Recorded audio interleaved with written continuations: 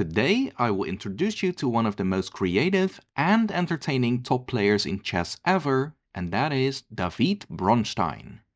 He is famous for many reasons. He almost became world champion actually when he played Botvinnik in 1951. Unfortunately for him, he tied that match, but he also wrote the very famous chess book Zurich 1953, which is simply a great games collection. Anyway, he played very daring and exciting chess, he was very tactically aware, so it was about time I showed one of his games.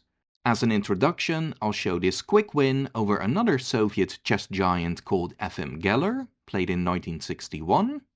Bronstein had white and opened with d4, knight of 6, c4, e6, and after knight to c3 we entered the Nimzo-Indian defense with bishop to b4. So instead of controlling the center with pawns, black aims to do that with his pieces. With the knight now pinned, black gained some more control over e4.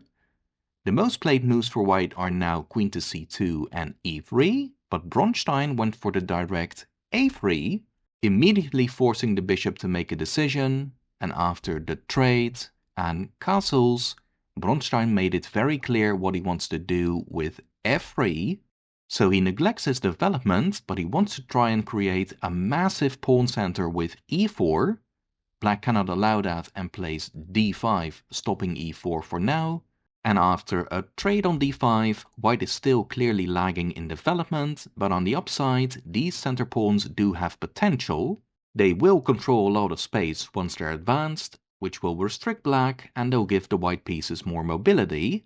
And it's actually not easy for black to regain control over the center squares. It continued e3, bishop f5, claiming the best diagonal for the bishop, but as you can see, black doesn't really have anything to target yet, so even though white's king is still far from castling, it's actually not in danger. Knight e2 was next, and after knight bd7, the knight hopped to f4. Maybe you were considering knight to g3 to help to play e3, e4, but Bronstein actually plans to use his g-pawn later on, just wait and see. Geller played c5, chipping away at white's center, but it also makes e4 harder to play because the d-pawn may become weak. Bronstein then developed the bishop, so he does trade off his good bishop, but he has to castle at some point, and the black bishop could also be a good defender for black. And also, after black took, white did also develop the queen, and now white's development certainly doesn't look too bad anymore. Rook e8, opposing the king on the semi-open file, so white castles, and after rook to c8 and rook b1, things do begin to liven up.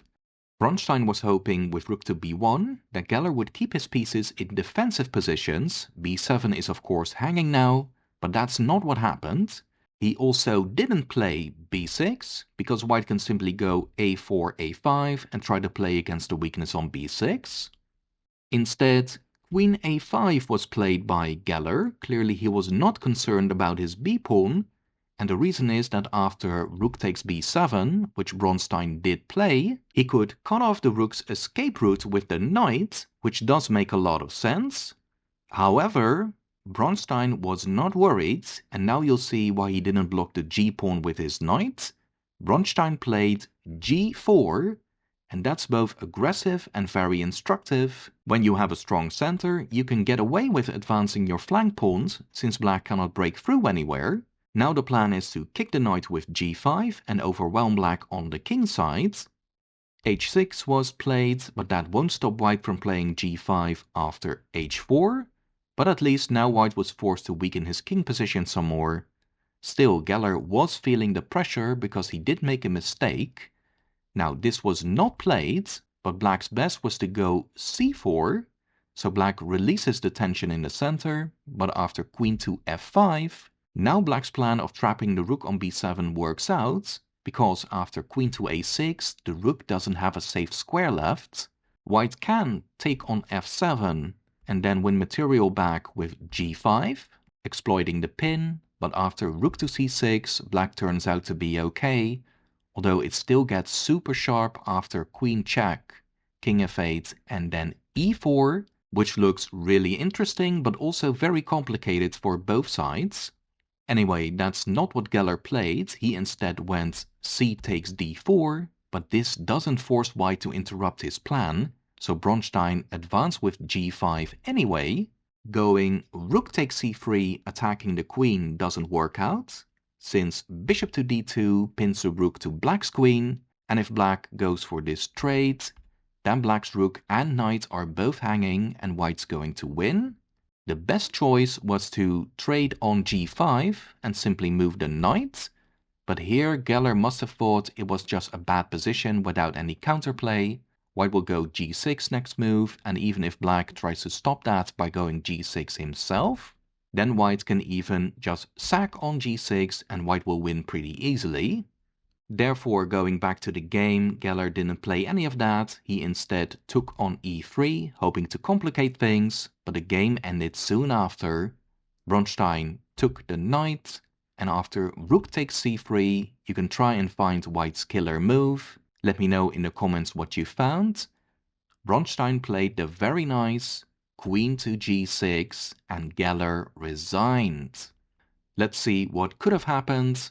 White threatens with mate on g7, but if pawn takes, then rook g7 check, and it doesn't matter where the king goes. If king to f8, then knight g6 is mate, and if king to h8, then knight takes g6 is mate all the same. Well, I think that was a nice introduction to this very creative and exciting player. If we briefly go back to the opening, Bronstein quickly set the tone by going for this very aggressive setup with f3, but instead of supporting e4, it ended up supporting this very daring g4 pawn thrust instead. And unfortunately for Geller, after he was faced with this assault, he basically collapsed instantly when he went for this capture on e3. And Bronstein's keen eye for tactics and tricks made it very easy for him to spot this pleasing finishing move. Anyway, I'll definitely cover more of Bronstein's many sharp tactical games. I hope you enjoyed this introductory game. Also, feel free to check out more great games in the playlist, and I'll be seeing you guys again soon, and take care.